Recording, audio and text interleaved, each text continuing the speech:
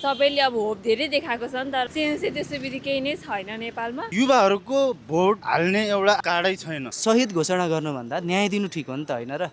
कोही कोही त अब मासु भात खुवाएर पनि भोट दिन्छ। झोले नै भएर बाँच्छौ भने त मर भनिदिन्छु म त। Let's unite together and let's make a new Nepal.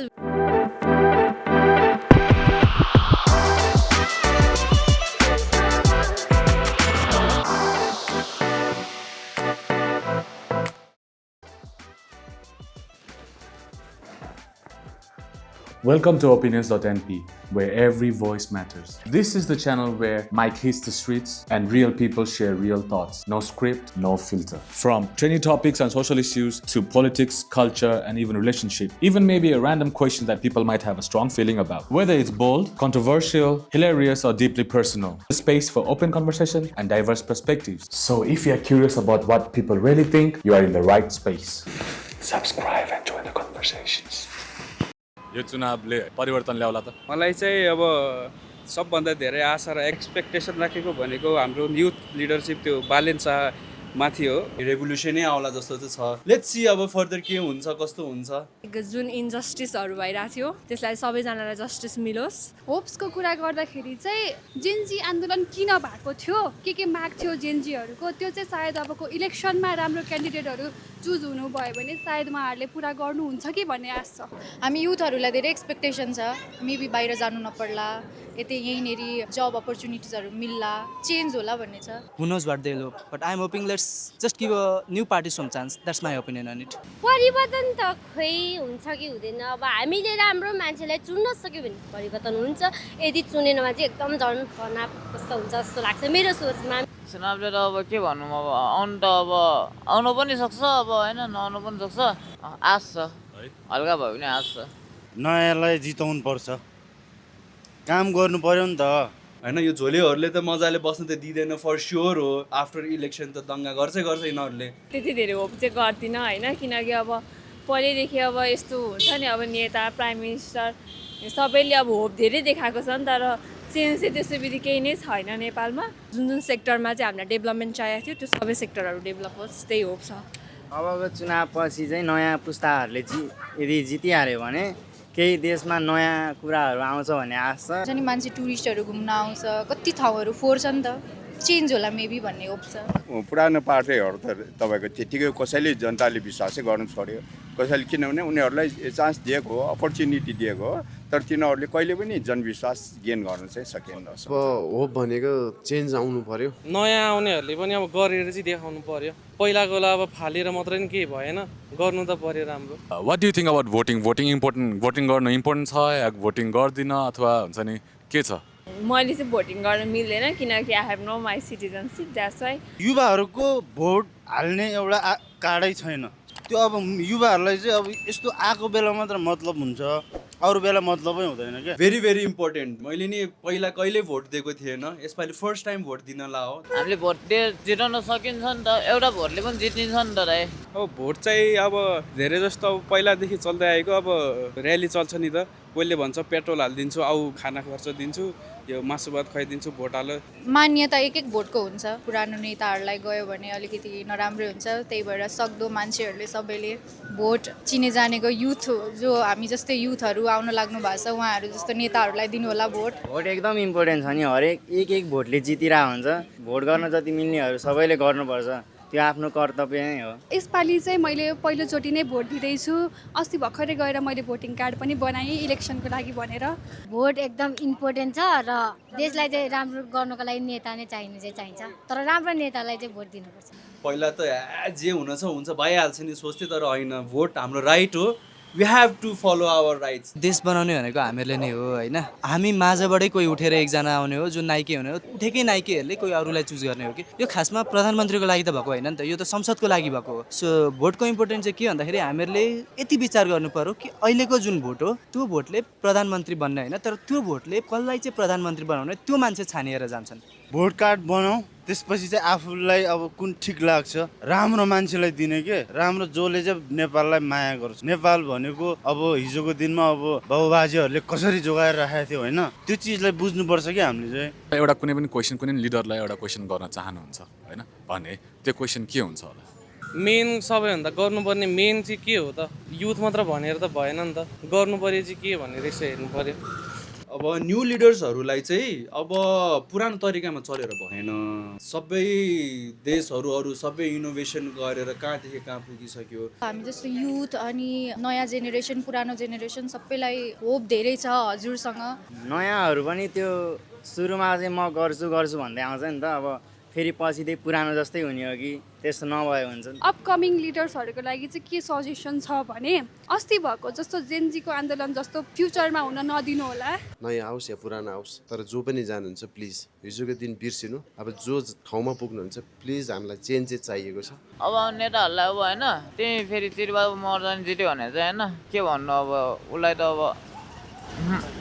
अब राम्रो काम गर नभए त अब मर्न सक्छ त्यही हो अहिले त पहिला जस्तो छैन सिधै कुरा होइन राम्रो गरेन भने अब दिमागको कुरा त हो भाइ दिमाग सड्केपछि त मान्छेले हानिहाल्छ नि मै हान्छु नयाँ आयो भने जनताको इच्छा अनुसार जनताको छ नि कुनै पनि इच्छा अनुसार चेन्जेसहरू आउनु पर्यो किनभने जनताले कुनै पनि छ नि अहिलेसम्मलाई कसैलाई पनि विश्वास गर्न सकेन अब आउनेले चाहिँ के गरोस् र केही होस् अब जनताको छ नि रगत बगेको त्यतिकै खेर नजाओस् जति पनि युवाहरू अहिले देशलाई छोडेर बाहिर आफ्नो परिवारहरूलाई छोडेर टाढिएर काम गरिरहेछन् उनीहरू चाहिँ सबै यहाँनिर भइदिएर त्यस्तै खालको रोजगारी यहाँनिर दिलाउनु सकोस् भन्ने हाम्रो चाहिँ यही आशा छ लाइक वाट्स यो प्लान लाइक के छ त तपाईँको स्ट्राटेजी जुनले चाहिँ हाम्रो देश अगाडि बढ्न सक्छ धेरै पोटेन्सियल भएको कन्ट्री हो हेर्नु हाम्रो युटिलाइज गर्नु पर्यो टुरिज्म मात्रै होइन हामीसँग धेरै कुराहरू छ त्यो सबै कुरा युटिलाइज गर्यो भने देश त फर स्योर कहाँदेखि कहाँ पुग्छ आश नमार्नु होला जनताहरूको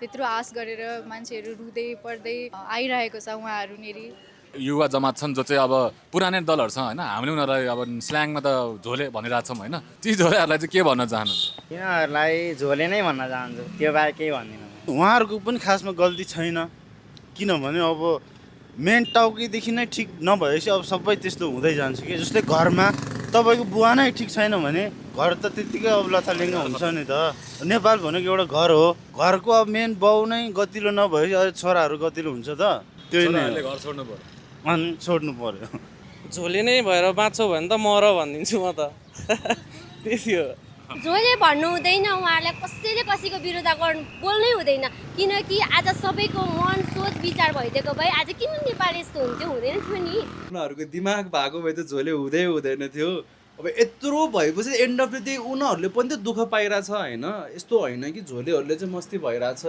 के काम यो झोले भएर भने कि आफ्नो आँखामा लागेको पट्टी र कानमा लागेको पट्टी खोल्नु होला होइन आफ्नो मनको आँखाले हेर्नु होला कि कसले चाहिँ राम्रो गर्न सक्छ र कसले चाहिँ राम्रो गरेको छैन यत्रो वर्षसम्म सधैँभरि पार्टीको झन्डा बोकेर मात्र हुँदैन के आफ्नो भविष्य कस्तो हुन्छ अब आउने पुस्ताहरूको भविष्य कस्तो हुन्छ र त्यो भविष्य राम्रो गर्न सक्ने शक्ति कोमा छ हो त्यसलाई नै भोट दिनु होला त्यो पुरानो पार्टीहरूको पछि नलाग्नु होला अब त्यही हो झोले साथीहरू पनि जतिजना हुनुहुन्छ जो जति पार्टी यो त्यो भनेर लाग्नु भएको छ प्लिज हिजोको दिन छोडिदिनुहोस् अब रिभोल्युसन ल्याउनुपर्छ उहाँहरूको खल्ती अब घरको सबै कुराहरू त्यही पैसाले पुगिरहेको हुन्छ त्यही भएर उहाँले त कन्टिन्यू गरिरहने हो सबै जति पनि झोलेहरू हुनुहुन्छ सबैले आफ्नो घरको स्थिति या त आफ्नो पकेट पुरा भइरहेको छ त्यही भएर त्यो कन्टिन्यू गर्दै आइहाल्छ मान्छेले नयाँ चेन्ज चाहँदैन एकचोटि विचार गरौँ है पहिले जे भयो तपाईँहरूले त्यही अन्धविश्वासले नै गर्दाखेरि एउटा आन्दोलनमा हामी जस्तै उमेरकाले कतिले ज्यान गुमाए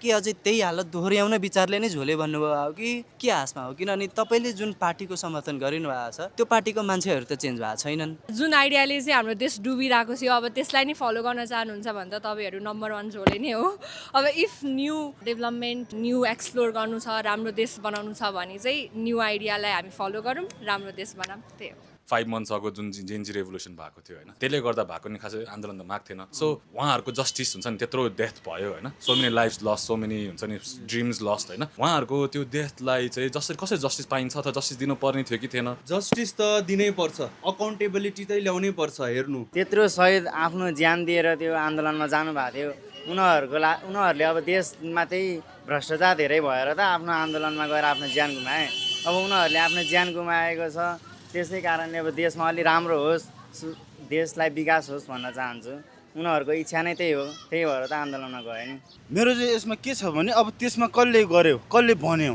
कसले उचाल्यो कसले चाहिँ पठायो गोलीसोली ठोक्नलाई आदेश कसले दियो होइन त्यो मान्छेहरूलाई चाहिँ समातेर कोच्नुपर्छ यहाँ त फाँसी दिनुपर्छ के नेपालमा त खासमा त्यो जेएनजी प्रोटेस्टमा त्यत्रो ज्यानहरू गयो होइन अब उतादेखि सिडिओले पनि पछि भन्यो मैले पर्मिसन दिएन केपी ओलीले भन्यो मैले पर्मिसन दिएन अब पहिला भन्यो रबरको गोली हान्दैछ भनेर अब रबरको गोली हान्दैन त्यत्रो ज्यान त जाँदैन नि त होइन त जिन्जी आन्दोलनपछि जो दोषी देखिनु भएको थियो उहाँहरू जेल जानु पर्ने हो तर यो अहिले हाम्रो अन्तरिम सरकारले चाहिँ छोटो समय भएको कारणले उहाँहरूको फोकस चाहिँ मेनली इलेक्सन गराउनु नै भयो ठिकै छ अब हामी चाहिँ इलेक्सनको अगाडि बढ्दैछौँ यो समयमा अब कारवाही गर्ने भन्ने त सम्भव नै छैन अब चाहिँ इलेक्सन पछि जो चाहिँ क्यान्डिडेट्सहरू होइन जानुहुन्छ सरकारमा उहाँहरूले चाहिँ जेनजीको मागहरू के थियो जेनजी आन्दोलन किन भएको थियो होइन त्यो सबै मागहरू सुनिश्चित गर्नुहोला जो शहीद हुनुभयो उहाँहरूलाई रेस्ट इन पिस तर उहाँहरूको यो जुन सपना छ जुन चेन्जेस उहाँहरूको बलिदान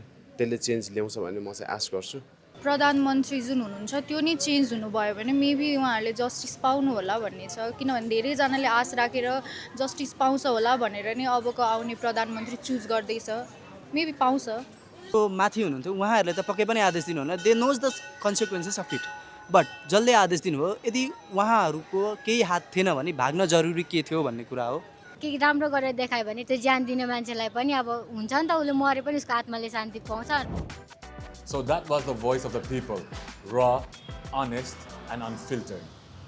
आशादेखि निराशासम्म ठुलो अपेक्षादेखि गम्भीर चिन्तासम्म कुरा स्पष्ट छ कि आउँदै गरेको चुनाव हामी सबैको लागि महत्त्वपूर्ण छ. No matter which party you support, your vote is your power. Let's use that power to bring some change.